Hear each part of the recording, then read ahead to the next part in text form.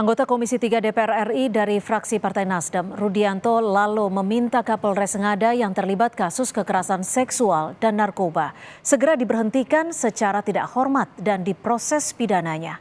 Lalu bilang kasus ini telah mencederai institusi Polri dan menurutnya tidak perlu diberi maaf. Saat ini sang Kapolres menurut Lalu sudah menjalani proses hukum. Pornografi ini disebar ke Australia kalau tidak salah. Ini lebih mencoreng lagi citra Polri di dunia internasional. Sehingga perilaku oknum seperti ini tidak ada kata maaf, tapi harus ditegakkan hukumnya. Perbuatannya harus dihukum setimpal dengan perbuatannya. Hukuman harus setimpal dengan perbuatannya. Sudah dinonaktifkan, sekarang diproses hukum. Sudah diproses hukum, kasih hukuman pemberhentian, mecatan, lalu kemudian dipidanakan untuk diminta pertanggungjawabannya. Gerakan Mahasiswa Nasional Indonesia Ngada mendesak Polres Ngada untuk melakukan tes urin terhadap seluruh anggotanya usai menyusul kasus dugaan penyalahgunaan narkoba yang menjerat Kapolres Ngada nonaktif AKBP Fajar Widyadharma Lukman. Tak hanya kasus narkoba, AKBP Fajar Widyadharma juga terjerat kasus kekerasan seksual. Aktivis pemerhati perempuan dan anak mengecam kasus kekerasan seksual yang dilakukan oleh polisi yang dinilai seharusnya sebagai pihak yang melindungi anak.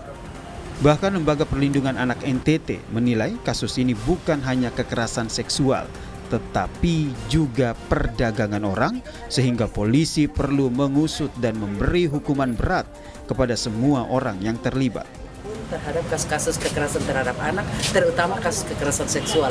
Karena apa? Kasus kekerasan seksual ini dampaknya sangat luas pada anak sendiri. Nah, apalagi dilakukan orang yang harus melindungi terhadap anak. Tugas polisi kan mengayomi, melindungi. Nah, harusnya mereka ketika kita ada kasus dan melaporkan ke polisi, kita merasa aman dan nyaman.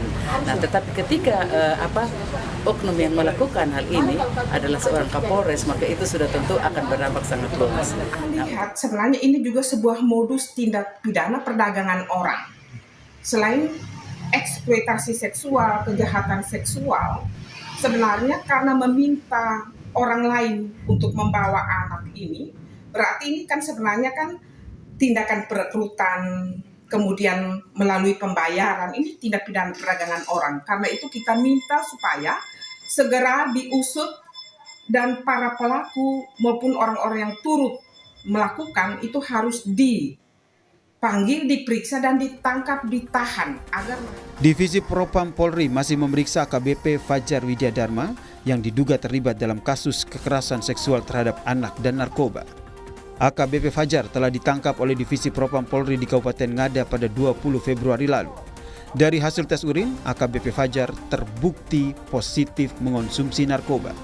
Sementara itu untuk kasus kekerasan seksual pada anak, pemeriksaan etiknya masih dalam proses. Dalam kasus ini, Fajar diduga melakukan kekerasan seksual terhadap 3 anak dan mengirimkan video aksinya tersebut ke situs porno Australia. Transparansi dan akuntabilitas Polri ini menjadi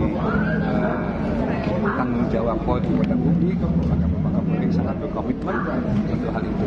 Untuk hasil pemeriksaannya masih dalam proses. Nanti akan kita update melalui Propam seperti hasilnya. Yang jelas bahwa siapapun itu yang melanggar ketentuan akan kita tindak tegas sesuai dengan ketentuan. Hingga saat ini Mabes Polri belum menetapkan AKBP Fajar Widyadharma sebagai tersangka, baik di kasus narkoba ataupun di kasus kekerasan seksual. Tim Liputan Kompas TV.